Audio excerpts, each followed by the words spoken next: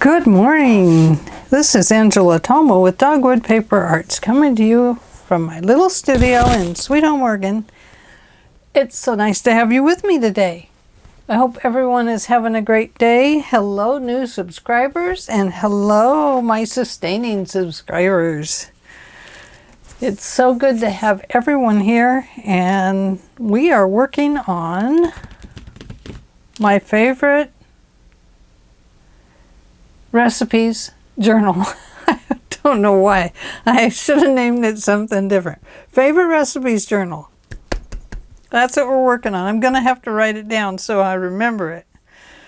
So anyway, that's what we're working on today. And last time I was with you, I told you that we were going to work on some side tuck spots, and that is what we're going to do. These are going to be opposite of our belly bands, which will be on the other side of this page. So that's what these are about. Now I like to make my own side tucks to kind of, I don't know, I like to make them long. I do like to move them down towards the bottom, and I like to glue this off here and then glue it up here. The reason I like to do that is so that no matter what you have in here, it will slide down and it will catch right here. The other thing you could do is to put a catch down here, but this way whatever you put in there is not going to slip out the bottom of the book. It's going to come in and it's going to be caught on that little tuck area. So that's why I like to do mine that way. So we're going to start with this. One thing I wanted to mention is that when I get ready to start doing this kind of thing, I back my papers. Not always all of them, but if they're not on a thick cardstock like paper or a thick premium photo paper, matte photo paper, stuff like that, then I feel like they may not be stiff enough to withhold all the movement of the book and stuff. Now, a lot of times I will use just, I'll use other cardstock that is just in my cardstock drawer here. The other thing I like to use a lot of times is my craft cardstock, and I have a lot of that in here. I wouldn't use another piece of single sheet paper, but that's a craft cardstock there. I would use that. Here's a packaging, I might use that. But mostly, I like to stick with craft cardstock, or with just a scrap cardstock, but I also want it to match. So, I might move into my craft drawer and my craft paper box and pull out some craft paper.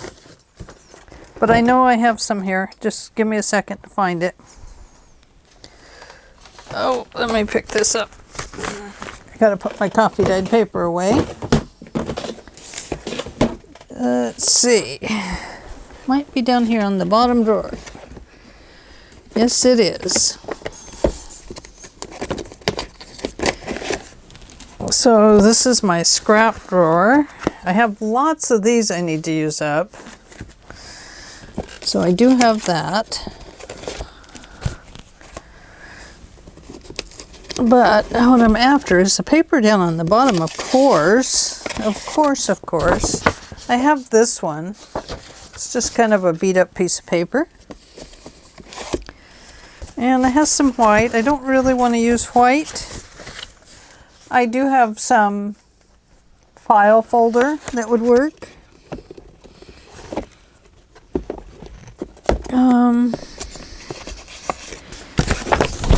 I don't see any good sized craft paper down there.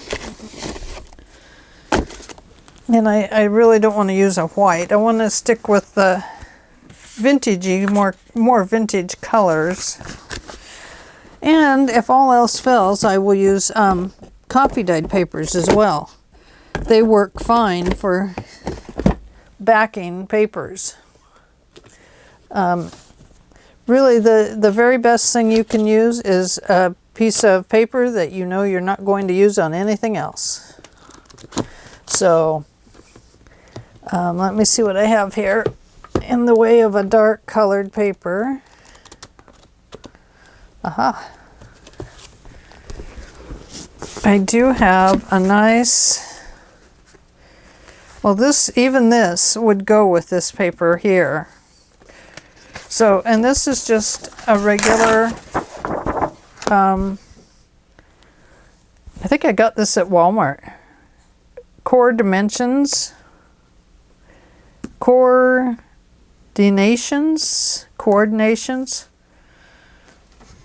I think I got it at Walmart.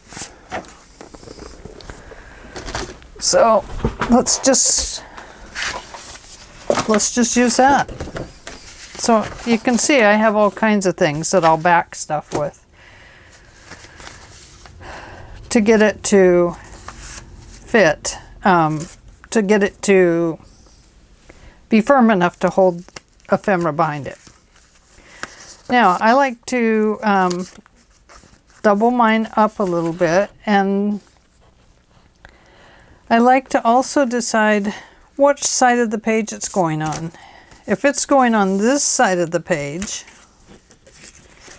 then I'm going to want to put this over here on this side of the page, so the opening side, so that the paper gets tucked in here.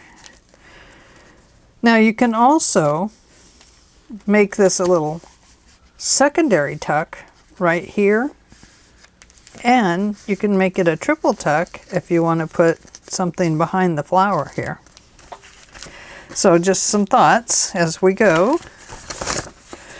So first thing I want to do is to back this. It's not strong enough the way it is. This paper is cut at 2.5 inches by 7.5 inches, 7.5 inches, 2.5 by 7.5. So I need to cut this the same way. Now when I do that, you have two options here. If you want it to have a raggedy edge, this is the time to give it that raggedy edge. I do have my Tim Holtz cutter that I could use. Kind of a raggedy edge here might be nice. So I'm going to cut it just slightly larger. I gotta find my cutter. Here it is.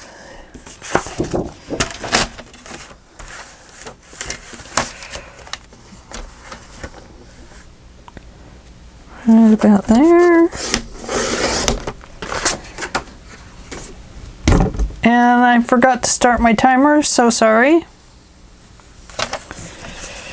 That is the way it goes with me. I often forget. Okay. So, as I was saying,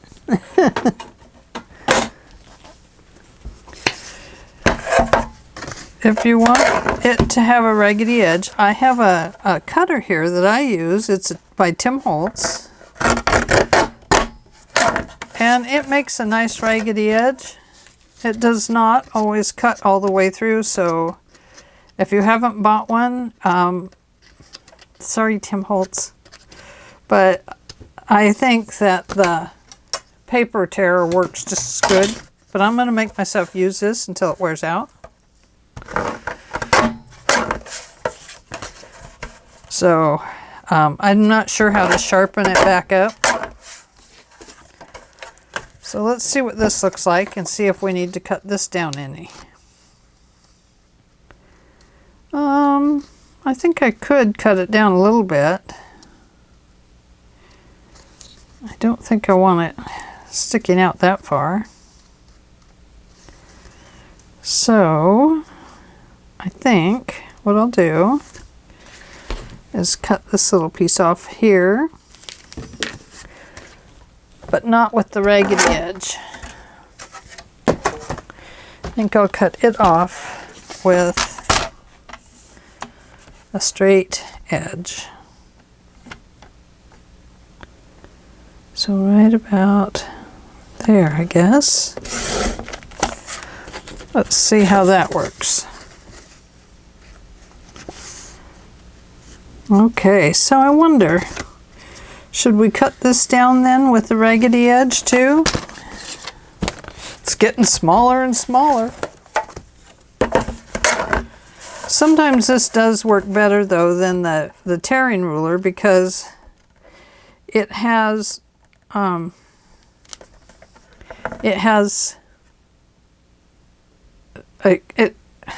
it slices the thicker paper better. Whew. Took a lot to say that, sorry.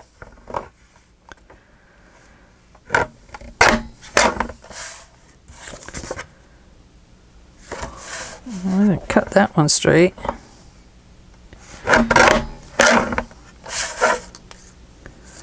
Nor that one. Let's see.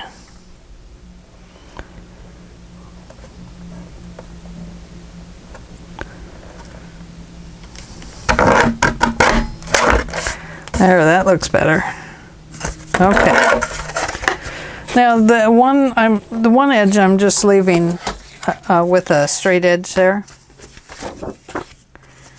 See, just straight on that side. And now I feel like it's just a little bit still too big. So I'm going to cut this one off again. So you just kind of have to keep messing with it until you get it where you want it.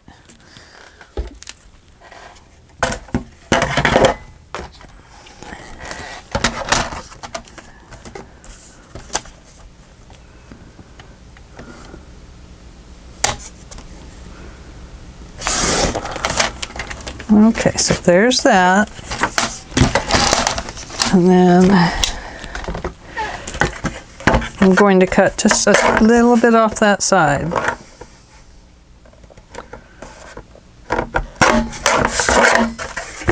That is a noisy cutter, isn't it? Okay. Yeah, that'll work. Oh gosh, maybe it won't. Maybe I'm cutting it too small.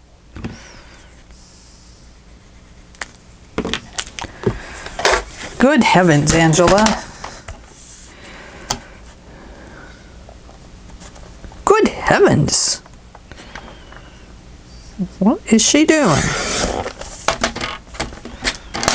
Okay. So you start out with one size and you work down to a very small size, you see. I am going to darken up my edges a little bit. I'm just going to do it this way. I'm lucky this still works. I forgot to cover it last night. It was still open and ready to be used this morning. It had not even dried out. I was so surprised.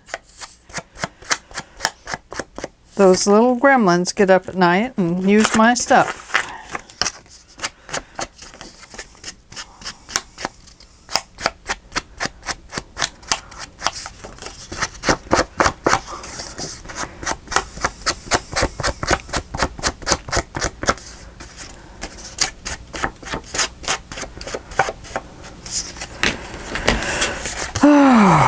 I sure wish I could remember to set my timer and stuff. Okay, I'm not going to leave an extra pocket there. I just want this to be strengthened up, this piece. So that's how I'm going to do it.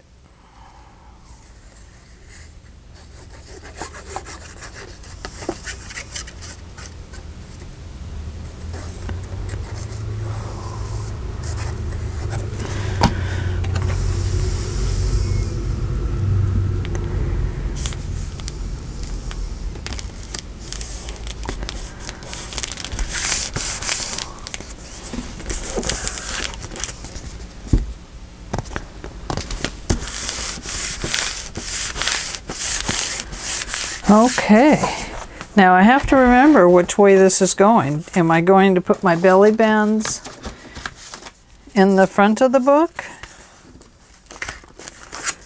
And these bands back here? And then things will be tucked in here? Or do I want to put my belly bands towards the back and put this here? You know, it doesn't really matter. It's just your preference. You know, I'm right-handed, so my preference might be to go the other way, but I'm going to go this way because I know I'm going to have other tuck spots in here. They're just not going to be the same as this one. So, let's get to making this one the rest of the way. So I have cut out of not this one. I have cut out from the, I think it's LeiLeiLoveDigitals or LeiLeiLoveDigitals. I have cut some ephemera out of hers. And that's this one back here. The George V. Hecker and Company Flower Mills. And this one, the little flower and the little girl, these are cut out from my Porch prints.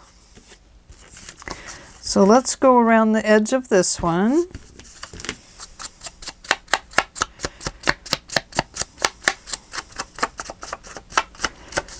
Now, if I hadn't have deckled this edge, I would round these corners. But because I've deckled it, I'm just going to leave it like that. If I had left this one a little larger, I probably would have deckled it as well. But I didn't do that. So we're going to apply it here. But I want to leave room for the little girl to go up here.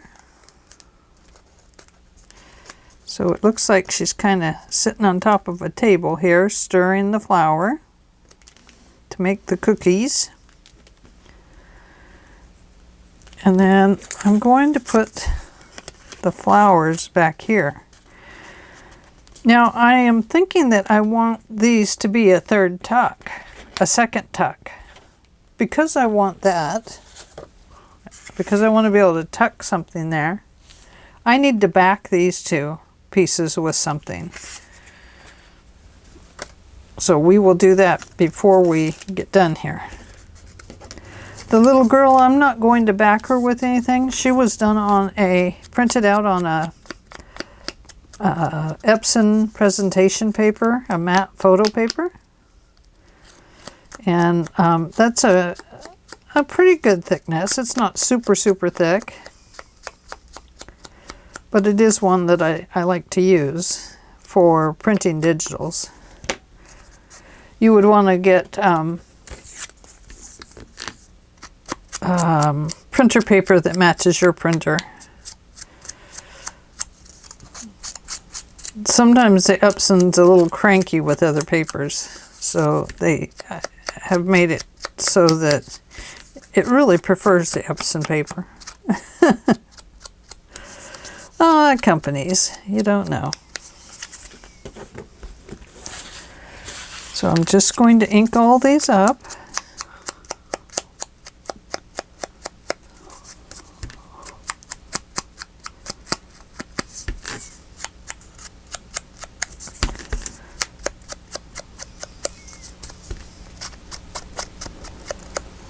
There we go.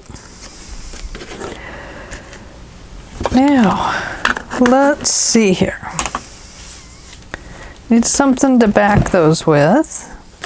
I'm just going to use this craft paper because it's here and it works well. So I'm going to glue these down on here and then cut them out, and then I'll go around them with ink. But let's just start by gluing these down and getting them a little bit more dry. Now, if you wanted to stitch around these things, this would be the time to do that, to figure out how you want to stitch around them. I'm probably not going to stitch mine, but it would look nice all stitched on here, you know, to stitch this card and stitch around here and then apply this and the flower and everything else.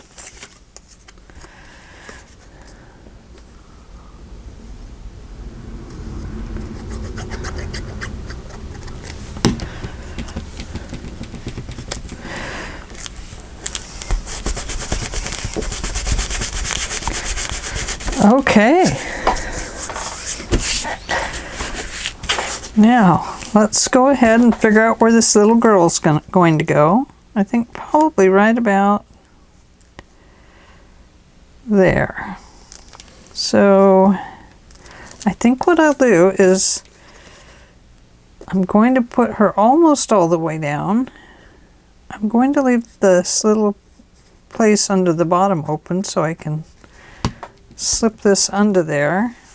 It's just that I want to get her in a certain spot so that she'll fit in a good place with this card. Once I get this down, I'll glue the rest of her down.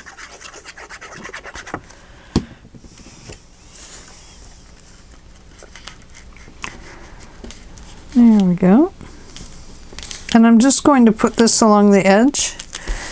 Now I have done cards in the past where I've let this hang over and then I have put a little charm on it. If I had some baking charms, that would be good.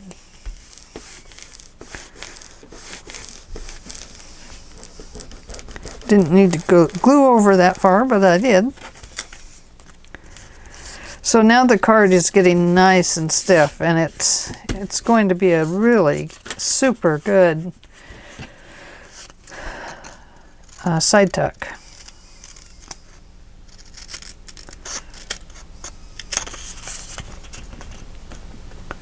So now I got a fussy cut around these flowers again. I don't think they really call it fussy cutting when you're cutting the object totally out like I am.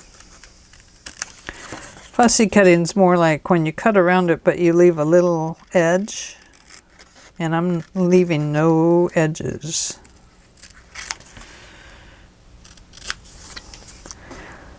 But it's still fussy to me. It's still fussy cutting because it is fussy work. Oh yeah, that's going to be great.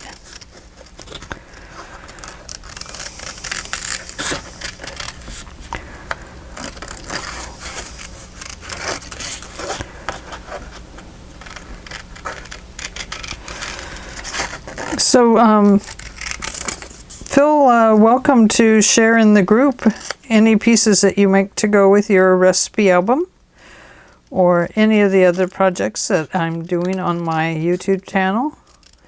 Feel free to share whatever. I need to set it up a little bit better. I have it right now so it's not sharing your Etsy sites and stuff. I'll have to check out some of the others and see how they're doing them. I've never had my own group page before. I've never done it. I'm not sure about it.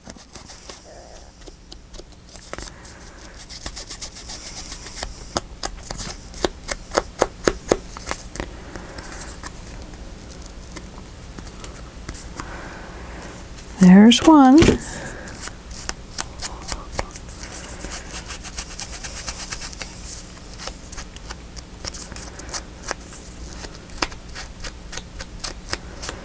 There's two. So these are going to go about like that. Now see how this hangs over? If you wanted, you could shove that out there a little further.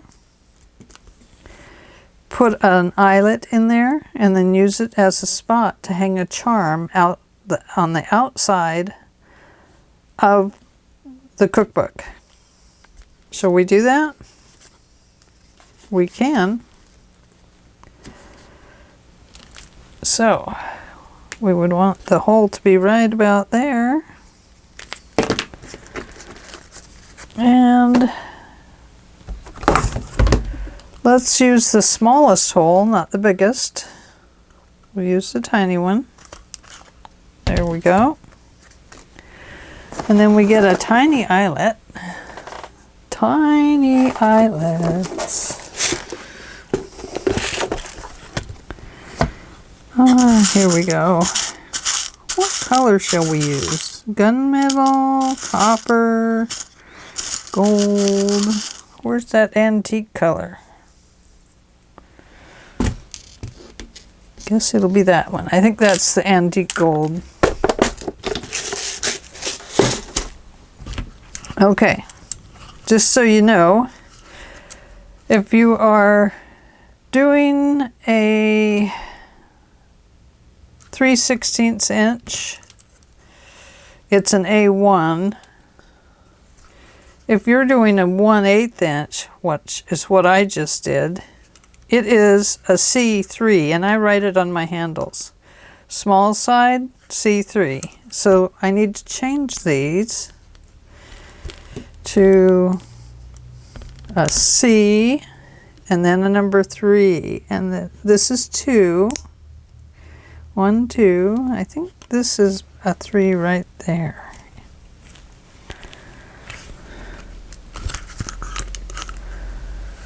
Okay. Then we put that in there. And I hope I do this right. Yep, there it is. They always break, but that's how they are. That is the way it is. Okay. So, let's hang that over the edge there. Just like that. Now you can bring them down if you want, or you can bring them up. Oops, better put my flower right side up. I want that to be a little tuck there. So we're going to go down right here. I'm going to just put a little kind of false line there so I can see it. And it's going to go down to here. Just like that. It's going to come across the bottom. Just like that. And I think we'll go there.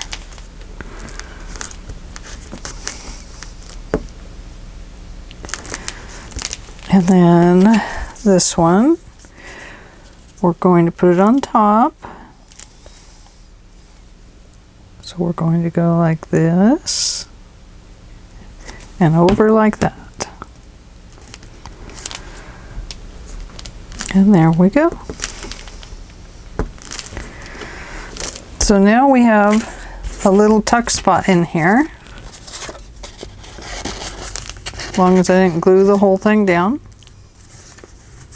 It's just a tuck spot. It's not a big pocket. It's just a tuck spot.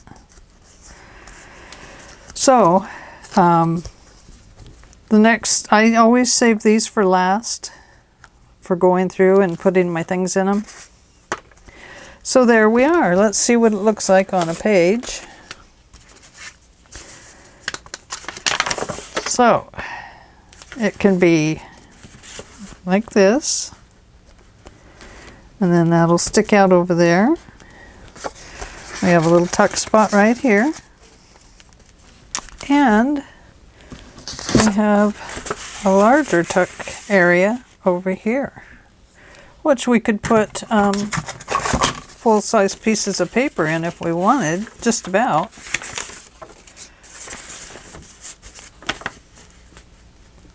So it might be worth it if you have some bigger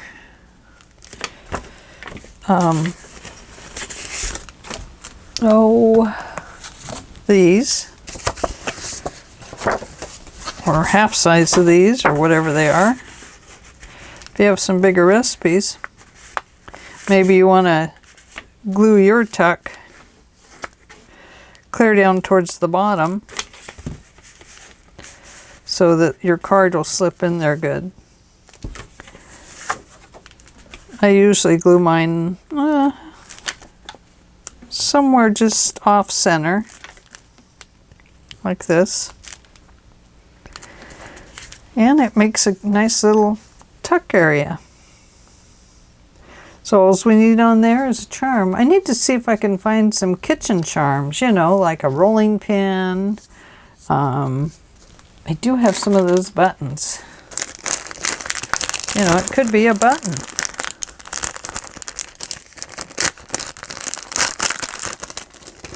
These I got from Carol Frugoli. You hear my cat crying? He's like, Mommy, Mommy.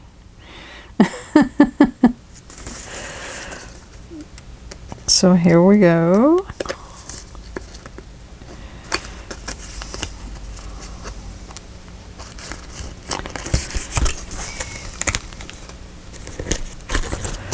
And then it's up to you how you want them to hang, if you want them to hang in that part or in the bulb part. But there we go. So if you have some little buttons, they could go right in there. And I always glue my pins closed so that nobody gets stabbed on them because they're sharp. So there we go. That is a side tuck. So you'll need one of those for each full signature, one per signature of this kind. They're long and then they're decorated with vintagey stuff. Okay, so I will, been 23 minutes on since I started timing this. I don't know how long we've been here. So I will call that good for today and make your large side tucks, and when we come back next time we'll be making I'm not sure, pockets probably. We need pockets. We're going to have some pockets, some more pockets. So I don't know what we'll do next time, but bring along some paper and some ephemera and we'll make something. If you have any of the paper mason jars or something like that, we might make some mason jar pieces. Oh, I know, I wanted to make some tea ones. Yeah, that's right. Okay, when we come back, I will show you my other 2 of these or 3 of these or whatever I have. We'll see. Looks like I need another green one and a red one. Ooh, there's a red polka dot. I have a red polka dot paper. I don't know if I have the red and white check. Yes, I do, but it's a large check. Okay, I love that. I think that is the cutest thing ever. You can't see it all.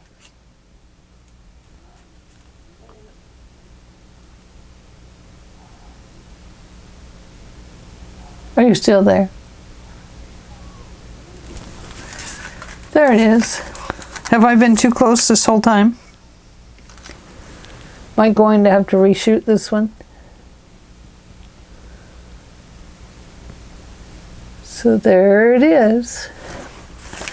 A large tuck spot with a hanging button. Okay, thanks for joining me. I'll have to go view this now and see if I have to re-record it. Sorry about that. I didn't mean to be so close the whole time. Oh my goodness. It was not one thing, it's another. All right, thanks for joining me. Don't forget, like, subscribe, and share. Have a good day. Bye.